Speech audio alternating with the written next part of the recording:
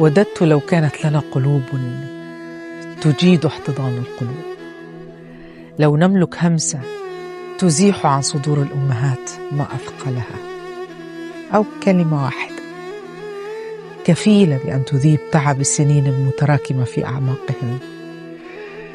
يا الله، كم من أم يمر يومها وتبدو وكأنها بخير، بينما يشتعل في داخلها 1000 وجع لا يقال.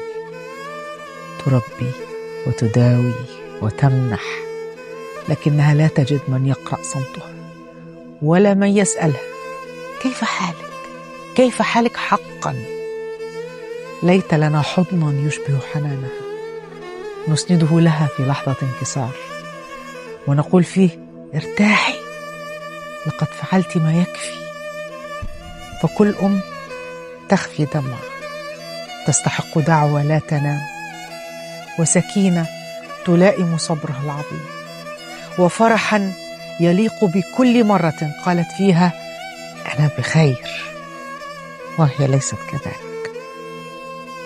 اللهم اسعد قلب كل أم وأعنها واغفر لها وارض عنها وكن لها حين لا يكون لها أحد.